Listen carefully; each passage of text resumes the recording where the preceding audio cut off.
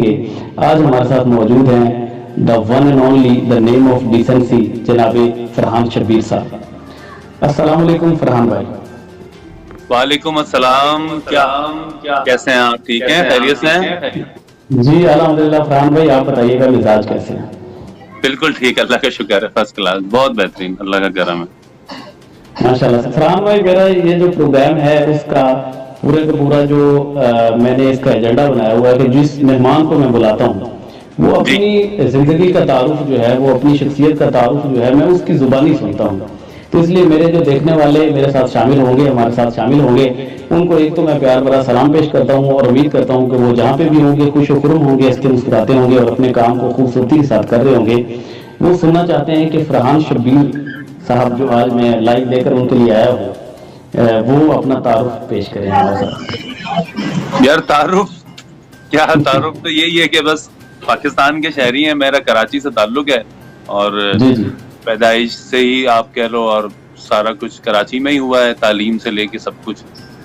باقی اسی طرح کی زندگی گزاری ہے جیسے ہمارے یہاں کے 70% لوگ گزارتے ہیں بچپن سے لے کر اب تک. تو کچھ آسانیاں بھی رہیں، مشکلات بھی رہیں زندگی میں، اور مشکل حالات بھی دیکھے، پھر اچھے حالات بھی دیکھے. تو پیلے اسکولوں میں بھی تعلیم حاصل کی ہے، تو آگے جا کے پڑھائی بھی کمپلیٹ کی ہے. تو بس اسی طرح سے رہا ہے، آپ پوچھتے رہیں میں بتاتا رہوں گا آپ کو. کراچی سے میرا تعلق ہے، بس یہ ہے. میں آپ لوگوں کو بتاتا چلوں کہ فرحان شبیر صاحب جو ہیں وہ میں ان کا بہت بڑا فین ہوں. ARY سے جب وہ ARY سے نیوز کاسٹرز تھے تو میں وہاں سے ان کی آواز کا، ان کی شخصیت کا بڑا فین ہوں. اور آج کل وہ new T V network پہ اپنا پروگرام سنو کپتان جی کے ساتھ جو ہے وہ آج کل جو ہے وہ ہماری نظروں کے سامنے ہوتے ہیں اور اپنے فن کا مظاہرہ کر رہے ہیں اور پاکستان کی خدمت کر رہے ہیں. تو آج ہماری اس پروگرام کی زینت ہے. فرحان بھائی آپ اپنی بچپن کے دنوں کی بات بھی ہمارے ساتھ شیئر کریں اور اپنی ایجوکیشن آپ نے کہاں سے حاصل کی اور اس کے علاوہ ایجوکیشن میں کیسے تھے آپ، کیسے اسٹوڈنٹ پائے گئے تھے؟ یار بچپن کا یہی ہے کہ ایجوکیشن میں نے ماسٹرز پیٹرولیم ٹیکنالوجی میں کیا ہے. میری بیسک ایجوکیشن سمجھ لیں آپ الگ رہی ہے اور میری فیلڈ پھر الگ ہے. وہ میں گورنمنٹ اسکول سے تعلیم حاصل کی، سائنس کا میں اسٹوڈنٹ تھا، میں نے سائنس ہی پڑھی، سائنس ہی پڑھائی ایک طرح سے. اور پھر میں نے ماسٹرز پیٹرولیم ٹیکنالوجی میں کیا سن 2000 میں. تو مجھے اب ماسٹرز کیے سمجھ لیں آپ 18 سال ہو گئے. باقی میں جس طرح عموماً ہمارے یہاں کرتے ہیں، مطلب پڑھائی میں بہت اچھا اس وقت نہیں تھا، میٹرک انٹر تک میں نارمل ہی ایک اسٹوڈنٹ رہا ہوں. لیکن ہاں میں نے انٹر کے بعد پھر ذرا پڑھائی پہ محنت کی اور پھر گریجویشن کے اندر میں نے کچھ زیادہ ہی پھر محنت کی. پھر یہ رہا کہ میں نے بعد میں پھر ٹیوشنز پڑھائی ہیں. میں نے میٹرک کو بھی، میٹرک سے لے کے گریجویشن تک پھر میں نے BSc کے اسٹوڈنٹس کو میتھس، فزکس، کیمسٹری، یہ سارے سبجیکٹس میں نے کوچنگ سینٹروں میں پڑھائے، کراچی میں او لیولز کو پڑھایا. وہ جو ہمارے یہاں ہوتا ہے کہ اپنی تعلیم کا خرچہ نکالنے کے لیے آپ ساتھ ساتھ پھر یہ سلسلہ کرتے ہیں، آپ ٹیوشنز پڑھاتے ہیں تو پھر آپ اپنی تعلیم کا خرچہ بھی آرام سے نکال لیتے ہیں اور تھوڑے حالات بھی بہتر ہو جاتے ہیں. تو اس طرح سے میرا ماسٹرز کا سفر رہا. پھر ماسٹرز پیٹرولیم میں کرنے کے بعد میں نے جاب کی. میں نیشنل ریفائنری میں بھی میں نے کچھ عرصہ گزارا. پھر میں نے لیوب آئل کی ایک کمپنی جوائن کی تھی. اس میں میرا اتنا دل نہیں لگا، میرا زیادہ رجحان ڈرلنگ سائٹ پہ تھا، ایکسپلوریشن سائٹ پہ تھا.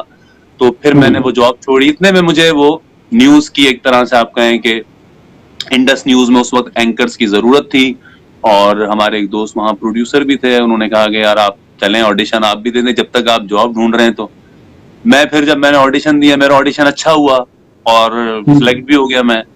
پھر وہاں سے یہ خیال آیا کہ چلو یار اب اس فیلڈ کو ہی ذرا اپنا کرنے کی کوشش کرتے ہیں. پھر میں نے اس میں اپنا ٹائم لگایا. پھر پیٹرولیم کی طرف اس طرف دوبارہ گیا ہی نہیں میں.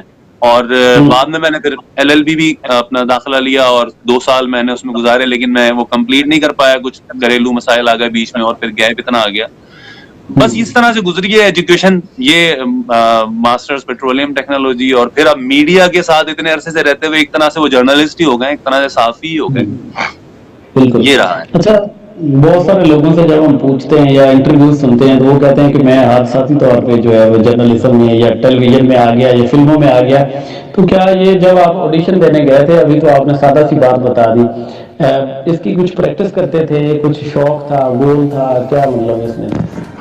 प्रैक्टिस तो वैसे तो नहीं की, क्योंकि मैं कभी उस तरह रहा नहीं था कि मैं कोई होता है, हमारे बहुत से साथी ऐसे हैं जो कॉलेज में डिबेट्स के अंदर, यूनिवर्सिटी में डिबेट्स के अंदर इस तरह से बहुत एक्टिव होते थे, रेडियो वगैरह। लेकिन मैं, चूंकि मैंने बताया कि वो मेरा साइंस की तरफ ज्यादा पढ़ने का रुझान था, तो मैं वो अपनी आप बताए वो इस तरफ उतना उस वक्त नहीं था जाने का इरादा। लेकिन हाँ, कुछ चीजें थी जिसकी वजह से मुझे हेल्प हुई इस शोबे के अंदर। वो कुछ चीजें क्या थी, ये हमारे एंकर्स को, उनको भी समझना चाहिए कि ये नहीं जरूरी है कि अगर आप मास कॉम की डिग्री ले लेंगे तो आप बहुत अच्छे एंकर बन जाएंगे, या आप किसी अच्छे इदारे से पढ़ कर आएंगे तो आप बहुत अच्छे एंकर बन जाएंगे।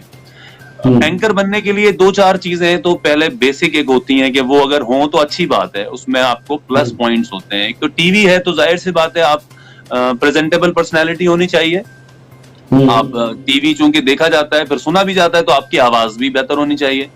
अगर आपकी ये 2-3 चीजें ठीक ना हो तो शायद आपको मुश्किल होगी। जगह तो बनी जाती है लेकिन मुश्किल होगी।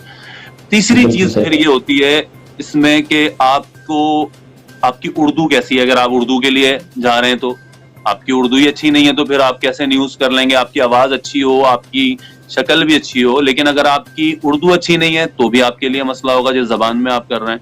फिर आपकी खबर पढ़ने का तरीका है एटलीस्ट कम से कम कि खबर को खबर की तरह पढ़ें। बाज़ लोगों की उर्दू बहुत अच्छी होती है, हमारे शोबे के अंदर भी हमें एमए उर्दू किए हुए लोग भी मिले हैं, लेकिन वो खबर को खबर की तरह नहीं पढ़ पा रहे होते, हेडलाइंस को हेडलाइंस की तरह नहीं पढ़ पा रहे होते। वो अपनी गुफ्तगू में उस तरह का जो न्यूज का रब्त होता है, अंदाज होता है, वो उसको उस तरह नहीं फॉलो कर पा रहे होते, तो वो भी उस तरह नहीं चल पा रहे होते या उनको मुश्किल होती है। फिर आगे जो चीज और भी बहुत अहम है वो ये कि आपकी नॉलेज कितनी है, आप पढ़ता कितना है, आपको इल्म कितना है करंट अफेयर्स का, न्यूज का, इन चीजों का। वो चीजें यूं आप कहें कि खुशकिस्मती से बचपन से ही आदत थी मेरी रीडिंग्स की।